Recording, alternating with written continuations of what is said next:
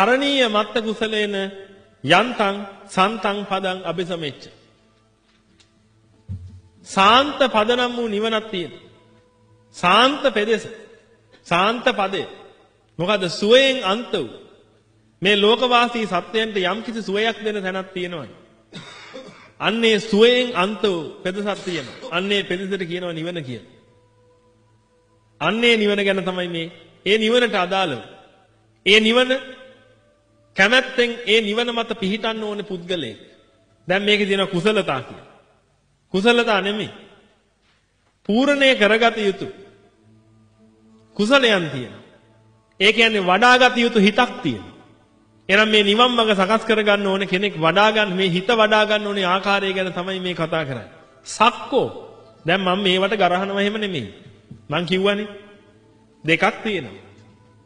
කරණීයමෙත සූත්‍රයේට තේරුම් දෙකක් තියෙනවා. එක තේරුමක් තමයි මේ කොලේ තියෙන එක.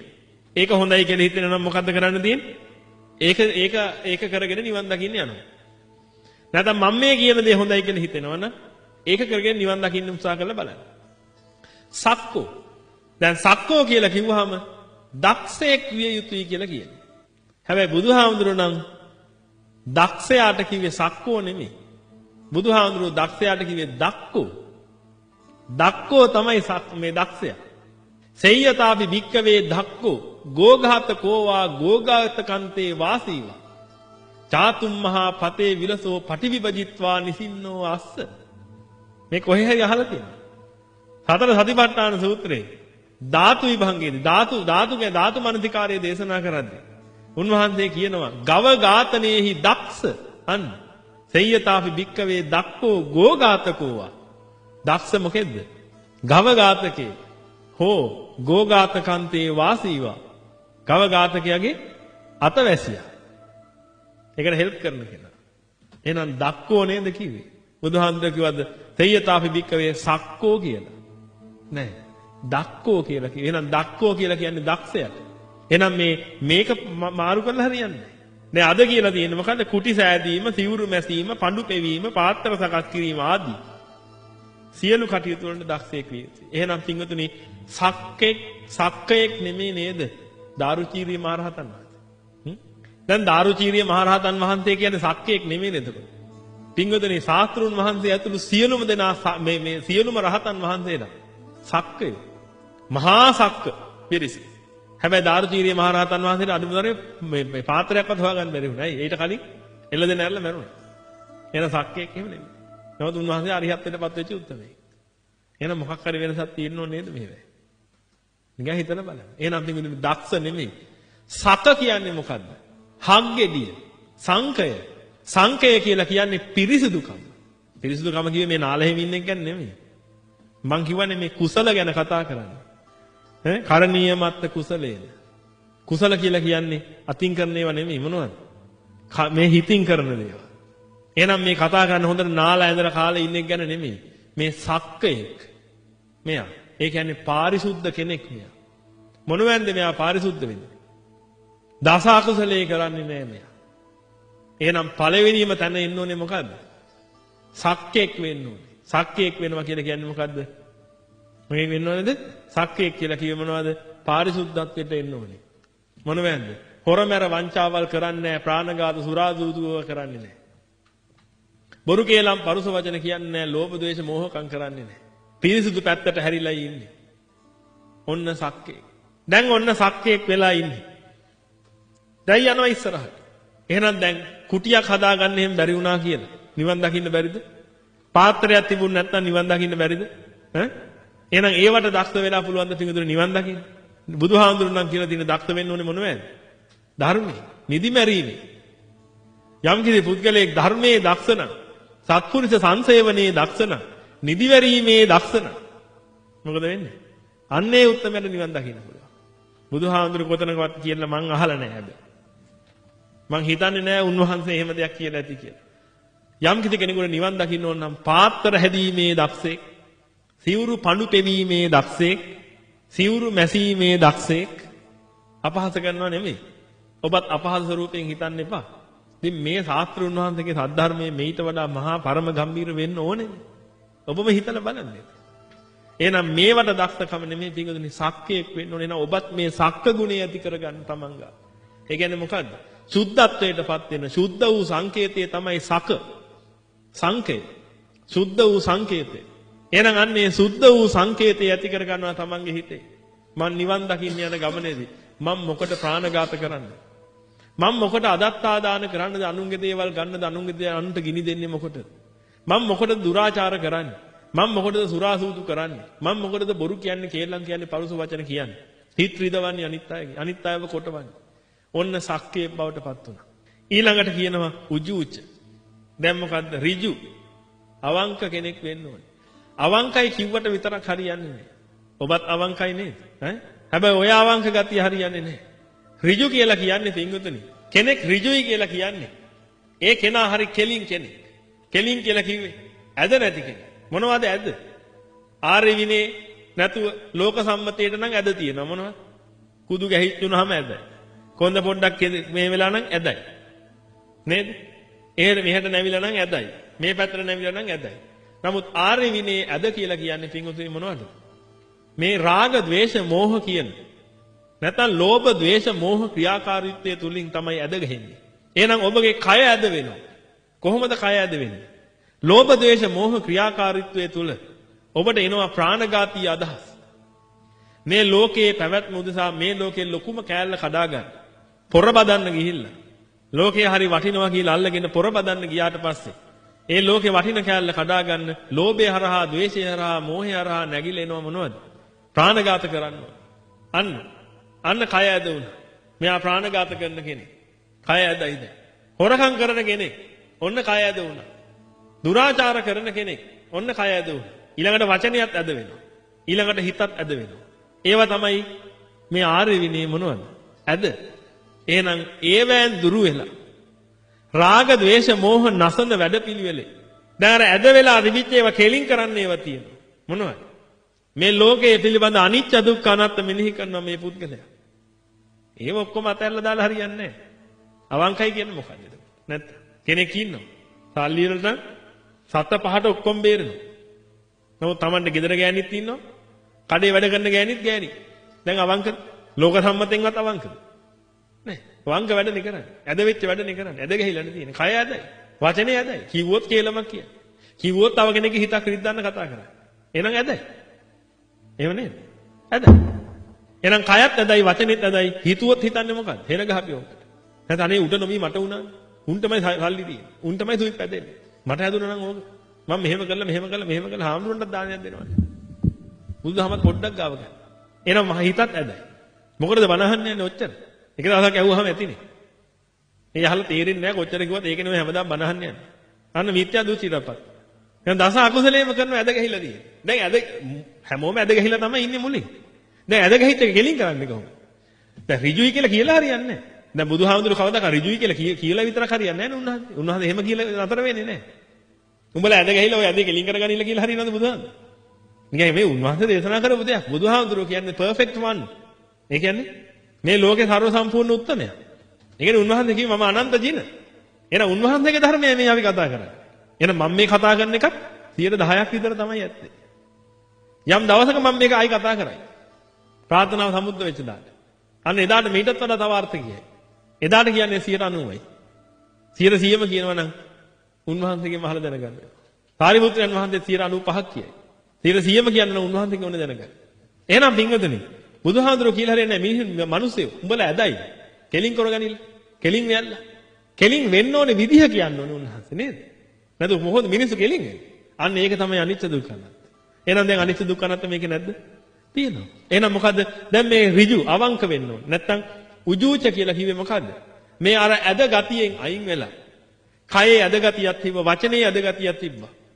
හිතේ ඇද ගතියක් තිබුණා. ඔය ඇද ගතිය සහ මුලින්ම දුරු කරන්න උන්වහන්සේ මොනවද දේශනා කළේ? අනිත්‍ය දුක්ඛ අනාත්ම මෙනෙහි කරන්න. එහෙනම් මේ ලෝකේ අනිත්‍ය දුක්ඛ අනාත්ම මෙනෙහි කරනකොට මේ අනිත්‍ය ලෝකේ, මේ දුක්ඛ වෙච්ච ලෝකේ, මේ අසාර වූ මේ ලෝකේ මට මොනව අල්ලන්නේද? අනේ මට උඹත් එක්ක හැපෙන්න ඕන කමක් නැහැ. මට ප්‍රාණඝාත කරන්න ඕනෙත් නැහැ. අන්න කෙලින් වුණා ටික. දැන් කය ඇද වෙලා තිබිච්ච එක ඔන්න පොඩ්ඩක් කෙලින්. මේ හොරමර වංචා කළා මම මොනව ගන්නද? මේ ලෝකේ මගේ වශයෙන් එක බින්දු මාත්‍රයක්වත් පවත්වන්න බෑ. පවත්වන්න ඕනේ කියලා හිතාගෙන මම මහා වෙහෙසක් දරනවා. දුක්ඛ දුක්ඛයක් තියෙනවා, විපරිණාම දුක්ඛයක් තියෙනවා, සංඛාර දුක්ඛයක් තියෙනවා. මහා දුක්ඛ ඛණ්ඩයකින් පිළිපෙලී මම ඉන්නේ. මම මේකෙන් කොයි වෙලේ නිදහස් වෙන්නද කියලා හිතාගෙන මේ මහා මේ දුක්ඛ ඛණ්ඩ ඔලුවට ගන්නේ නැතු. මේ මොන තරම් අනිත්‍ය දෙයක්ද මම මේ පතාගෙන යන්න හදන්නේ. මම මොනවටද එහෙනම් මේ හොරකම් කරන්නේ මේක? මම මොනවටද එහෙනම් මේ දුරාචාරයේ දෙන්නේ? අන්න කය කෙලින් කරගත්තා. එහෙනම් අනිච්ච දුක්ඛ අනාත්ම තියෙනවා ඒක ඇතුලේ. අනිච්ච දුක්ඛ අනාත්ම තුලින් තමයි ඇද වෙලා තිබිච්ච කය කෙලින් කරගත්තේ. දැන් ඊළඟට වචනේ. මේ ලෝකේ මට මොනව අල්ලන්නේ? මෙච්චර කල් ලෝකේ සාරයි කියලා හිතාගෙන අරුන් දෙන්නම කෙටෙව්වා. කොටවල උගෙනුත් සල්ලි ගත්තා, මුගෙනුත් සල්ලි ගත්තා. උන්ගේ පැත්තට කතා කරා, මුන්ගේ පැත්තට කතා කරලා දෙපැත්තටම ආසාවෙන් බැඳිලා හිටිය නිසා දොමල ඉච්ඡා දෙමලිච්ඡා වෙලා ඉපදුනා. දැන් මොකද වෙලා තියෙන්නේ? දැන් දෙපැත්තට ආසාවෙන් දෙපැත්ත කොට හිටපු නිසා දැන් පණ බහේ ගෑන කුරුල්ලෙක් කියලා ඉපදිලා ඉන්නවා. කූ කියන පහත් දේ රුචියෙන් අල්ලගත් හින්දා කුරුල්ලා වුණා. එහෙනම් මෙන්න මේ වගේ සංසාරයන් තියෙන එහෙනම් මම මොකටද මේ දෙපැත්ත කොටවන්නේ? මොනවා කියලා අල්ලන්නද? එහෙනම් මම මොකටද මේ බොරු කියන්නේ? මම මොකටද මේ කේලම් කියන්නේ? මම මොකටද පරුස වචන කියන්නේ? මම මොකටද මේ රාගයට, ද්වේෂයට, නැත්නම් රාගයට හේතු වෙන දේවල් ගැන මේ කතා කරන්නේ? මිනිසුගේ නිර්වාණය වහන්න හද. අන්න පින්වතුනි වචනේ කෙලින් කරගන්න. ඊළඟට හිත කෙලින් කරගන්න. ඒක තමයි අමාරුම එක. ඒක ලේසි වෙන්නේ නැහැ කෙලින් කරගන්න. දැන් ඒක කෙලින් කරගන්නත් අනිත්‍ය දුක්ඛ අනාත්ම වඩවරද යන ගමනක් මේ තියෙන්නේ. දැන් ක්‍රමක්‍රමයෙන් සීලය කියන එක Taman තුරට ඇතුල් වෙගෙන එනවා. සීලය සමාදන් වෙනව එහෙම නෙමෙයි. දැන් සීලය කියන එක Taman තුරට ක්‍රමක්‍රමයෙන් ඇතුල් වෙගෙන එනවා. ඔන්න උජූච වුණා. ඊළඟට මොකද්ද? සූජූච. දැන් මොකද්ද? මේ උජූච වෙනකොට තිබ්බට වඩා දෙයක් සූජූච වෙනකොට වෙනවා. දැන් කියන්නේ නම් ඊතා අවංක කෙනෙක් විය යුතුයි. දැන් අවංක කෙනා සහ ඊතා අවංක කෙනා හරියට තේරුම් ගන්න. අවංක කෙනා කියලා කිව්වේ මොකද්ද? එහෙනම් දැන් මේක කියන විදිහට නම් පොඩ්ඩක් එහෙම මේ හොරකමක් එම කළාට කමන්නේ ගොඩක් කරන්නේ. දැන් ඊතා අවංක වුණාම මොකද කරන්නේ? දැන් හොරකම් කරන්නෙම නෑ. සූජූචය කියලා කියන්නේ පිටුනේ සූ කියලා කියන්නේ සුවය. එහෙනම් දැන් මොකද කරන්නේ? දැන් අර කෙලින් කරගත්ත කය දැඩි ලෙස ඍජු කරගන්නව මක් කරගන්නද? දැන් සුවය උදෙසා යන ගමනට. එහෙනම් සුවය උදෙසා යන ගමනට පිටුනේ මෙච්චර කල් දැන් කය කෙලින් කරගන්නකොට මොකද අනුන්ගේ දේවල් නම් මට ඕනේ නෑ. ඒ தත්ත්වෙන් තමයි ඇවිල්ලා හිටියේ. අනුන්ගේ දේවල් ඕනේ නෑ. හැබැයි දැන් සූජූච වුණා. දැන් නිවන පැත්තට හරවගත්තා මේක. දැන් නිවන තමයි අරමුණ තියෙන එකම අරමුණ නිවන. එහෙනම් අන්න එතනට එනකොට මොකද වෙන්නේ? අදින්නා දාන්නාව ඊට වඩා වැඩිපුර ගන්න. කොහොමද? ජීවිතාන්තයේදී රහතන් වහන්සේ අනුන්ගේ දේ ගැනීමෙන් වෙන් අන්සතු දේ ගැනීමෙන් වෙන්ව අන්සතු දේ ගැනීම අතහැර. ඊළඟට දෙන දෙයක්ම ගන්නේ දුන් දෙහිම බලාපොරොත්තු ඇතිව. පිරිසිදු ආත්ම පරිහරණයෙන් යුතුව කටයුතු කරන්න පටන් ගන්නවා. ඔන්න පංච ශික්ෂාව වැඩෙනවා මේ පුද්ගලයා තුළ. දැන් ලේසි වැඩක්ද මේ? අන්තිමට මුළු සද්ධර්මයෙන් මේක ඇතුලේ තියෙනවා. අද පාවිච්චි කරන්නේ මොකටද? පිරිත් කළ පැම්බුන. එහෙනම් දැන් මේ පුද්ගලයා පින්වතුනි නිවනට හරවගෙන දැන් හරි කෙලින්ද? හරි කෙලින් කියේ ශරීරය එහෙම නෙමෙයි ඔලුවට ගන්න එපා ශරීරය එහෙම හරි කෙලින් ඉන්න ආම්දු කෙනෙක් එහෙම. දැන් හරි කෙලින්. මෙච්චර කාලෙ මොකද කාගේවත් දේවල් ගන්නෙ නෑ. බීම හැලලා දෙනවා මට ඕනේ නෑ මගේ දේ නෙමෙයි. හැබැයි කන්න ටිකක් එහෙම ඉල්ලගෙන ගන්න. මට දෙන්න. මට දෙන්නකෝ. දැන් එහෙමත් නෑ. මොකද මට නිවන් දකින්නයි ඕනේ. මට ආයේ කාගේවත් දේවල් කාගේවත් බැඳීම මට කිසි දෙයක් ඕනේ නෑ. මට මේ ගමන යන්නයි ඕනේ. අන්නේ අදිස්ථානයට ආවට පස්සේ පිටුදුන රහතන් වහන්සේ නමගේ ඔය කියපු අදින්නා දානා වේරමණී ශික්ෂාපදේ කියන එක ලේසියෙන් රකින්න බෑ. මොකද්ද? අන්සතු දේ ගැනීමෙන් වෙන්ව අන්සතු දේ ගැනීම අතහැර. දුන් දෙයක්ම ගන්නෙ. ඔබට කියලා දුන්නොත් විතරයි ගන්නෙ. දුන් දෙහිම බලාපොරොත්තු ඇතු. කවුරු හරි දුන්නොත් යැපෙනවා මිසක් නැත්තම් නම් ඕනේ නෑ. බත් ටික බෙදලා ඔන්න කහන් කියලා දීලා යනවා නෑ. ඒක අතන පූජා කළොත් ඔන්න දුන්න දේ මට. මේ නැත්තම් කියලා යන මේ ඔබ වහන්සේට කියලා තියලා යනවා. ගේ බඩේ ගිහිල්ලා ගෙදර එනවා. බත් පිඟානක් බෙදලා තියෙනවා.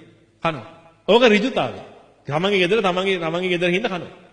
නමුත් සූජූච වුණාට පස්සේ මොකද වෙන්නේ? අන්න අර ශික්ෂාවල් වැඩෙන්න පටන් ගන්නවා. ප්‍රාණඝාත කළේ නැහැ. ඒක තමයි ඍජුතම. ප්‍රාණඝාත කළේ නැහැ. නමුත් දැන් මොකද උනේ? සූජූච වුණාට පස්සේ නිවනට අදාළව දැන් කටයුතු කරනවා. දැන් මොකද නිවනට අදාළව පාණාතිපාත? ජීවිතාන්තයේදී රහතන් වහන්සේ පරපන්න සීමෙන් වෙන්ව පරපන්න සීම අතහැර. බහාතබු දනුමුගුරු ඇතුව බහාතබු දල්ලුගුල් ආයදතුව පාපයට ලැජ්ජා ඇතුව බිය ඇතුව දයාවට පැමිණ සියලු ප්‍රාණභූතයන් කෙරෙහි හිතානුකම්පිතව කටයුතු කරන්නේ. අන්න එතනට ඇවිල්ලා ඉන්නවා. එහෙනම් සියලු ප්‍රාණභූතයන් කෙරෙහි හිතානුකම්පිතව කටයුතු කරනවා. සියලු දනුමුගුරු පහළ දාලා තියෙනවා. ආයෙව ගන්නෙ නෑ අතට ආයෙ මරන්නවත් ගන්නෙ නෑ. දැන් මරන ඔළුව කුඩු කරනවා කිව්වක් ගන්නෙ නෑ. නෑ අතහැරලා දාලා තින්නේ ආයෙ ගන්නෙ නෑ. අන්න මොකද්ද? සූජූච වුණා.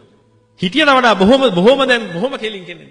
දැන් නිවන පැත්තටම හැරිලා දින ආයෙ ලෝකෙ මොනවා වුණක් කමන්නේ. කවුරු ඇවිල්ලා කිව්වොත් ඕ දැන් මරනවා. අනේ දැන් මරන්න එපා. මට තව එක දවසක් දෙන්න. ඔබ පැනලා කිව්වොත් ඔය දෙන්න ඔය ගල. මං කකුල් දෙක කුඩු කර ගන්නවා. දනිස් පොල් කඩ තලා ගන්නවා අරගෙන. ඇයි? මට ජීවත් වෙන්න ඕන එක වෙලාවක. මට හැබැයි නිවන් දැක ගන්න ඕන. දැන් උඹලා මාව මැරුවොත් එහෙම. මට නිවන් දකින්න වෙන්නේ නැහැ. අන්න ඍජු වෙලා ඉන්නේ. මොකද සූජූච වෙලා ඉන්නේ නිවනටම නැවිලා. ඒ නිවනටම නැවිච්ච ඍජුතාවයකින් යුක්තව දැන් ඉන්නේ. මෙහෙම ඉන්න කෙනෙක් නිවන් දකින්න ගන්න නැද්ද? නයි ධාතු ගබ්බ සෙයිය වෙන එකක් නැද්ද? හැබැයි කෙලින් වෙලා හිටියත් ඒක පුළුවන් ඒක. තමන්ගේ යනිත් එක විතරක් ඉඳන් අනිත් එක්ක යන්නේ කියලා යන්නේ නැතුව හිටියොත් එහෙම පුළුවන් නිවන් දකින්න. මේකත් ඉතින් අවංකම. නේද? ගානට වෙලාවට සල්ලි ටික බේරලා හරියට කරනවා දැන් නිවන් දකින්න. දිව්‍ය ලෝකේ නයි අයියෝ. දැන් තේරෙනවනේ සම්න මහත්තයෝ මේක මෙච්චර කල් ඇද්දේ ඇයි කියලා. තව එකක් එනවා. දැන් සූජූච කෙනෙක්. සුවචෝ චස්ස කීකරු කෙනෙක් වෙනවා. දැන් සුවච කියන්නේ කීකරු කියන්නේ දෙකක්. සුවච කීකරු කියලා වචනයක් තියෙනවා. සුවච කියලා කියන්නේ පින්වතුනි.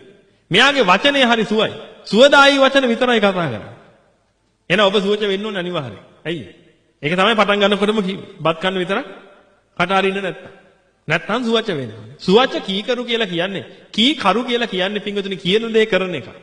ඒක තමයි කීකරු කියලා කියන්නේ. නැත්තම් වෙන මොකද්ද කීකරු කියන්නේ? දැන් ඔබගේ සේවකයා කීකරුයි. ඒ කිව්වේ මොකක්ද? බල්ලා කීකරුයි. ඇයි බල්ලා කීකරු වෙන්නේ? දැන් බලන්න වචන මේ සිංහල භාෂාව කියන හරි ශ්‍රේෂ්ඨ භාෂාවක්. නිකන් ඔහේ කවුරුත් හදපු එකක් නෙමෙයි. ස්වභාවිකව හැදිච්ච භාෂාවක්. සුද්ධ මාගදියෙන් ඇදිලා ආපු භාෂාවක්. ඒකෙන් පෝෂණය වෙලා හැදිලා තියෙන භාෂාවක්. ඒකනේ මේ ධර්මයේ තේරෙන්නේ. දැන් කීකරු කියන දේ කරනවා. බල්ලා කීකරුයි කියන්නේ ජුස් ජු කිව්වම දුර යනවා නම් එහෙම කියනවාද මගේ බල්ලා හරි කීකරුයි කියලා? නෑ. ගුරුවරයෙක් ළමයා කීකරුයි කියන්නේ ළමයා දැන් ගණන් ටිකක් හදන්න. ඌ ඉඳගෙන හදන්න. ළමයා දැන් උඩ පයින්. ළමයා ඉන්නේ හදන්න. අන්න ඒකට තමයි කීකරු කියලා කියන්නේ. එහෙනම් කියන දේ කරන කෙනෙක්. කීකරු කියලා කියන්නේ. එහෙනම් සුවච කියන්නේ ඒක නෙමෙයි. සුවච කියන්නේ මොකද්ද? සුව දෙන වචනේ. එහෙනම් මෙයා සුව දෙන වචනයි කතා කරන්නේ. මොනවද පින්වතුනි? එතකොට දැන් තව වචනයක් තියෙනවා සුවච කීකරු කියන. මොකන්ද ඒ?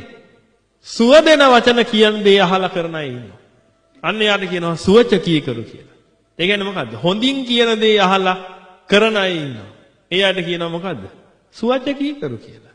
ළමයෙකුට කියනවා පුතේ ගණන් හදන්න. ඌ හදන්න. පුතේ ගණන් හදන්න. දැන් මොකද වෙන්නේ? අර මුලින් සුවච තිබුණේ. දැන් සූ පොඩ්ඩක් අඩු වෙලා දැන් නිකන් සුවච වගේ එකක්. සූ දැන් අඩු වෙලා ඉතල සුවච තිබ්බේ නේ. ඒ කියන්නේ මොකද්ද? බොහොම ආදරෙන් කිව්වේ. ඔබ නෑ මේ අත්දැකීම් නැද්ද? සුවච. දැන් ඊට පස්සේ සුවචට මොකද වෙන්නේ? වච වෙනවා. පුතේ හදන්නද ගණන්? ආවා එතන. නේද? ඊට පස්සේ මොකද වෙන්නේ? සුවච කියන එක දුවච වෙනවා. දුවච කියන්නේ මොකද්ද? දුර්වචනීය බවට හැරෙනවා. ඊට පස්සේ මොකද වෙන්නේ? ඈ?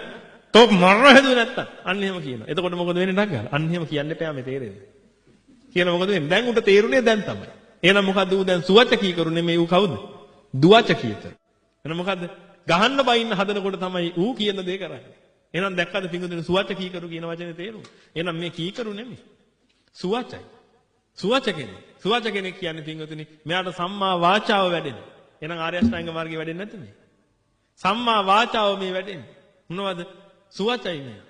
ඒ කිව්වේ මොකද්ද? සුව දෙන වචන කතා කරන්නේ. මොනවද සුව දෙන්නේ නැති වචන? ඈ? මුසාවාදා පටිවිරතෝ හෝති. අන්න මුසාවාදයෙන් සහමලින්ම වෙන් වෙලා ඉන්නවා. පිසුනා වාචා පටිවිරතෝ හෝති. පරුසා වාචා පටිවිරතෝ හෝති. සම්ප්‍රප්පලාපා පටිවිරතෝ හෝති. අන්න ඒ දේවල් වලින් සහමලින්ම අයින් වෙලා දැන් සුවච දේ කතා කරන්නේ. එහෙනම් සුව දෙන දේවල් කතා කරන්නේ. මොනවද පිංගුතුනි ලෝකෙට සුව දෙන දේ?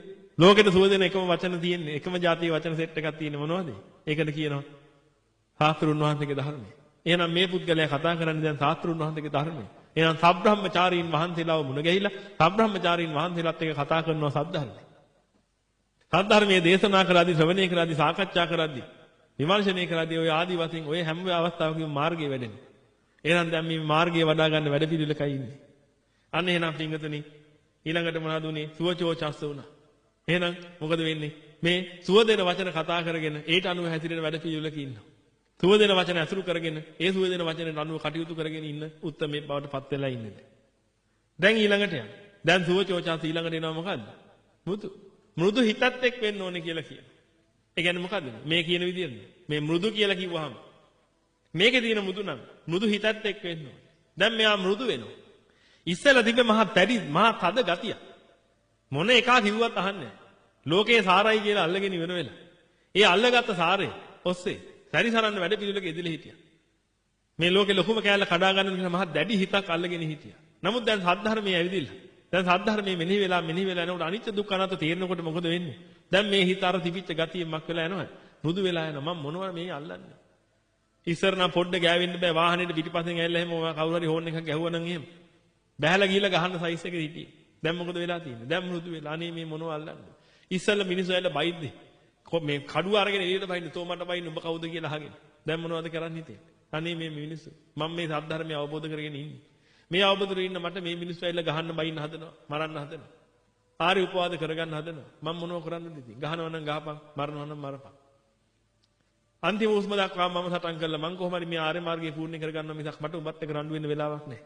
උඹට ඕන නම් මගේ රස්තාව ගනින්. වෙන කරන් දෙන්න ඉස්සර නම් රස්තාව ගන්න කවුරු හරි එකෙක් එනකොට කවුරු හරි එකෙක් තමන්ගේ තැන එහෙම ගන්න ආව නම් එහෙම මොකද කරන්නේ? ඉක්මනට ලොක්කට ගිහිල්ලා කියලා අරහෙට කේලම් කියලා මෙහෙට කේලම් කියලා වටේටම කේලම් පතුරවලා අර මීහට ඉන්න නැති කරනවා කොහොම හරි. ඒ බැරි මුණොත් එහෙම මොකද කරන්නේ? කට්ටඩියක් හම්බෙලා කාලකන්ණි වැඩකුත් කරනවා. පිස්සු හැදිලාම පාරේ දුවන්න හරි. ඔය වගේ මොකක් හරි කාලකන්ණි වැඩකුත් කරලා මහා අපාගත වෙන වැඩ පිළිලක් කරගන්න. එහෙම ගතියක් තියෙනවා. දැන් නම් මොකද හිතේ? අනේ මේ අනිත්‍ය දුක්ඛ අනාත්ම ලෝකෙ උඹ හදනවා පුළුවන් තරම් මේ මගේ තැන ගන්න. ඉතින් ගනි. පැතිකිලියක් හොදලා හරි කමන්නේ මට මේ අද්දවේ ජීවත් වෙලා මේක කරගන්න තිබුණා නම් ඒ ඇති. අන්න ඒ තත්ත්වේ ඉන්නේ. එහෙනම් මේ මෘදු හිතක් ඇති පුද්ගලයෙක් බවට දැන්පත් වෙලා. දැන් ගැටෙන්නේ යන්නේ නැහැ. දැන් ධර්මයේ අසුරු කරගෙන ධර්මයේ ආස්වාද කරගෙන තමයි ජීවත් වෙන්නේ. එහෙනම් දැන් ධර්මයේ ආස්වාද කර කර මේ මොනවද ප්‍රස්වාද කරන්නේ? සබ්බ පාපස් අකරණම් කරන්නේ නේද මේ යන්නේ? ක්‍රමක්‍රමයෙන් සියලු පාප කර්මයන් අකර්මණ්‍ය කරනවා කුසල අසුපසම්පදා. කුසල ධර්මයන් උපසම්පදා කරනවා. ඒකට මොකද්ද කරන්න ඕනේ? ධර්මයේ ආස්වාද කර කර තමන් ගාව තිබිච්ච කුණු ගතිය ඔක්කොම මක් කරනවද? පහ කරනවා. එහෙනම් ආනාපාන සතිය නැද්ද මේක? හැබැයි හුස්ම ආදින පල්ලෙහාට දාන එක නන්නේ. ඊළඟට එනවා අනතිමාන. අතිමාන ස්වභාවයක් තියෙනවා. දැන් මේක කියන්නේ මොකක්ද? එතකොට දැන් මේ මෘදු වෙලා ඉන්නේ. බලන්න මේ ක්‍රමක්‍රමයෙන් එනවා මේ ඉස්සරහට. දැන් මෘදු වෙලා ඉන්නේ. මෘදු වෙලා ඉන්න කෙනා ඊළඟට එනවා කොතනද? අනතිමානී. අනතිමානී කියලා කියන්නේ පින්වතුනි මාන ස්වභාවයක් තියෙනවා. මාන ස්වභාවයේ සියුම්ම ස්වභාවයට කියනවා මොකද්ද? අහංකාර මමින්කාර මානෙ. ඒ කියන්නේ මේ සත්පුද්ගලයෙක් ඉන්නවා කියලා Tamanට දැනෙන මාන ස්වභාවයක් තියෙනවා. අන්න ඒක තමයි පින්වතුනි අවසානයේ තියෙන්නේ. හැබැයි ඒක ගැන නෙමෙයි මේ කතා කරන්නේ. ඒක නැති කිරීම තමයි පින්වතුනි නිහතමානී කියලා කියන්නේ. දැන් ඔය නිහතමානී කියලා කියන එකත් හරියට වැදගත්. නිහතමානී කියලා කියන්නේ පින්වතුනි හිතේ එකම බින්දු මාත්‍රයක්වත්. නහිතමානී තමයි නිහතමානී වෙන්නේ. නහිතමානී කියලා කියන්නේ මොකද්ද? හිතේ එක බින්දු මාත්‍රයක්වත් මාන එක බින්දු මාත්‍රයක්වත් නැහැ. ආන්නේ උත්තරමයට කියනවා කවුද? රහතන් වහන්සේ කියලා. එහෙනම් මේ මානය සහ මුලින්ම දුරු කළා දාපු කෙනාට කියනවා කවුද? රහතන් වහන්සේ. නිහතමානී පුද්ගලයා කියලා. හැබැයි අද සමාජ සම්මත වෙන්න නිහතමානී අය ඕනේ තරම් ඉන්නවා. නහිතමානී අය කොහෙද ඉන්නේ? හිතේ මානෙ බින්දුවක් නැති අය කොහෙද ඉන්නේ? එහෙම ඉන්නවනම් අරහතුන් වහන්සේ නමක් විතරමයි. එහෙනම් අනිත් අය ඔක්කොටම තියෙනවනේ මොකද්ද මේකන්නේ? ඔන්න ඔය කියන අනතිමානී. අනතිමානී කියලා කිව්වේ පිටුදින අර මාන්නෙන් අධික වෙලා. කුල මාන්නෙන් අධික වෙලා, ධන මාන්නෙන් අධික වෙලා, බල මාන්නෙන් අධික වෙලා. නැත්නම් උගත් මාන්නෙන් අධික වෙලා. එහෙම කරන කටයුත්තක් නෑ. ඇයි හේතුව? මේ පුද්ගලයාට අනිච්ච දුක්ඛ අනාත්ම වේත් විදලා තියෙන්නේ. නේද? අනිච්ච දුක්ඛ අනාත්ම වෙන මනා වැටහීමකින් ඉන්න පුද්ගලෙක්. නිරන්තරයෙන් මෙනෙහි කරලා බලන මම මොකට මුදුන වෙන්නේ? තැනකට යනවා. තැනකට ගියාට පස්සේ තමන් බලාගෙන ඉන්නවා අනිත් එක එක මුදුන වෙවි එන හැටි. එකෙක් අනිවාර්යෙන් මුදුන වෙනවා. ඌ මුදුන වෙලා බරාදින. දැකලා තියෙනව නේද මුදුන වෙලා බරාදින අය දාන ගෙදරකට එහෙම ගියාම. එතන ලොක්කා. ඔගෙන් මේ හම්දුරට බෙදා එන්නේ. එහෙම කියන අහලා නැද්ද? එතන මුදුන වෙලා බරාදිනවා හැබැයි. මුදුන වෙලා බරාදින අය මොකද වෙන්නේ? මුදුන වුණා අල්ලගත්තා ලොකුට හිතාගත්තා අලිය ඔළුවෙන් හිතාගත්තා අලිය වුණා අලිය වෙලා දැන් මොකද කරන්නේ? කොටන් අදිනවා. තව කට්ටියක් මුදුන වෙලා ඉඳගෙන මොකද කරන්නේ? මුදුන වෙලා මේ සාස්ත්‍රුන් වහන්සේට මේ සත්කාර සම්මාන කරන්න පටන් ගත්තා. එතනත් ඉන්නව නේද? මුදුන. ආගෙන ඔහම ගෙනාව මෙහෙම කළා මෙහෙම තියන්න දැන් ඕක මෙහෙමයි කරන්න ඕනේ ඔක මේ ඔහම නෙමෙයි මෙහෙම කරන්න. ආදි වශයෙන් එතනත් මුදුන වෙනවා. පින්වතුනි ඔය කියලා දෙන්න හැමෝම නිවන් දකින්නේම නැහැ. මං උනත් කමන්නේ නැහැ. මම මේ බණ කියන්නේ මුදුන වෙන්න නම් මොකද වෙන්නේ? මම බණ කිව්වා කියලා දිව්‍ය ලෝකේ යන්නේ මාත් යන්නේ එතනටම තමයි. ඒක කියන්නේ සිවුරු පොටක් දාගත්ත පමණින් බණ කියපු පමණින් නැත්තම් මේ සුදු සාටකයක් දාගෙන බණ කියපු පමණින් මිනිස්සේ නිවන් දකින්නේ නැහැ. හතර පහෙන් නිදහස් වෙන්නේ නැහැ. ඒක තියෙන්නේ මොකද්ද? මනෝපුබ්බංග මාදම්මා මනෝසෙට්ටා මනෝමය. මනසේෂ්ඨ වෙලා ඒතන නැගිලා එන්නේ. මම මෙතන බණ කියන්නේ මෙතන ඉන්න ඔක්කොගෙම ලොකුකම ගන්න නම් එයා මන් තමයි මුදුන මට සලකපල්ල මෙතනින් කියලා දාපල්ල මගේ නම ඔය මේකට. එහෙමනම් හිතාගෙන ඉන්නේ. මොකද වෙන්නේ? මාත් එතනම තමයි ඉන්නේ. ධාතු කරුණු අරගෙන නැතා වෙලා ඉදී. අනුම තරමයි ඇයි? සාස්ත්‍ර උන්වහන්සේගේ ධර්මයේ ටිකක් ප්‍රචාරය කරපු හින්දා. නේසි නෑ පිංගුතුනි. සතර අපායන් ගැලවෙනවා කියන්නේ. ඒ ගැලවෙන්න තමයි ඔබට මේ දේශනා කරන්න පුළුවන් ඉක්මනට ගැලවෙන්න. එහෙනම් දැන් මොකද වෙන්නේ? දැන් එහෙනම් මේ අදිමාණයෙන් ඉන්නවා. එක එක මානතල වලින් මත් වෙලා. දැන් එහෙනම් දැන් අනිත්‍ය දුක්ඛ අනාත්ම අවබෝධ වුණාට පස්සේ අනේ මට මොනව අල්ලන්නේ? අර උත්සවයට ගිහිල්ලා දැන් බලාගෙන ඉන්න එක එක අරහෙන් දානවා මෙහෙන් දඟලනවා අනිත් අරහෙන් දාගෙන තව එකේ තමන්ගේ මතය දෙනවා. ඕම නෙමෙයි ඔය කරන්නේ ඔය බුදුහාමුදුරුවෝ කිව්වා කියලා කිව්වට ඕම නෙමෙයි ඔය කරන්නේ මෙහෙමයි. අනේ මොකද කරන්නේ? සත්පුරුෂයන්ගේ බස බැහැර කරනවා. සත්බස බැහැර කළාට පස්සේ මොකද වෙන්නේ? බහ අලු කරපු නිසා බලු වෙලා උපදිනවා පැත්තකින්. එහෙනම් දැන් ඒක මේ අනාගතයේදී බල්ල වෙන්නේ උන් අනාගතයේදී නරි වෙන්නේ උන් අනාගතයේදී හරක් වෙන්නේ උන් දිහා බල අලි වෙන්නේ උන් දිහා බල තමන් ඉන්නවා. ඉන්නකොට තමන් හිතනවා මොකද අනේ මේ අනිත්‍ය දුක්ඛ අනාත්ම වෙච්ච ලෝකේ. තමන්වත් තමන් වශයෙන් තියාගන්න බැරි එක මොහොතක්වත් එක බින්දු මාත්‍රයක්වත් මාව මගේ වශයෙන් තියාගන්නත් බෑ මම දකින්න දේ මගේ වශයෙන් තියාගන්නත් බෑ මගේ හිත මගේ වශයෙන් තියාගන්නත් බෑ. එහෙනම් මේ එකක්වත් මගේ වශයෙන් තියන්න බෑ. මගේ වශයෙන් තියන්න කියලා ගිහිල්ලා මහා දුක්ඛ කන්දේගෙන මුහුණ දෙලා ඉන්නේ මේ අනත්ත ලෝකේ. මම මොනවා කියලා අල්ලන්නේ? මට නම් මේකේ මාන වෙන්න ඕනේ නැහැ. අන්න මොකද වෙන්නේ? අර අදිමානෙන් හිටියේක දැන් මොකද වෙලා තියෙන්නේ? අනිත්‍ය දුක්ඛ අනාත්ම තරහා ගිහිල්ලා මොනවද වෙලා තියෙන්නේ? දැන් අන්න අදිමානිය දැන් ගොඩාක් දුරට යටපත් වෙලා ඉන්නේ. හැබැයි තාම නිහතමානී එහෙම උනේ නැහැ. තාම හිතේ මානිය තියෙනවා. හැබැයි අර පිටට පෙන්වන අදිමානිය නම් දැන් නැහැ. එහෙනම් අදිමානේන මේ මානේන මක්කටෝ අදිමානේන කුක්කුරෝ. එහෙනම් දැන් මෙයා වඳුරෙක් වෙන්නෙත් නැහැ. මෙයා බල්ලෙක් වෙන්නෙත් නැහැ. එහෙනම් ඒ ගති දැන් ටික ටික අයින් වෙවි යන්නේ. එහෙනම් මේ දසනේන සම්පන්නෝ කියන ගතිය දැන් ටික ටික එනවා නේද? දසනේන සම්පන්නෝ කියන්නේ මොකද්ද? සෝතාපන්න ඵලය. එහෙනම් මේ සෝතාපන්න ඵලය ටික ටික ලබාගෙන මේ ඉන්නේ. යන්තම් ඉස්සරහට බලන්න.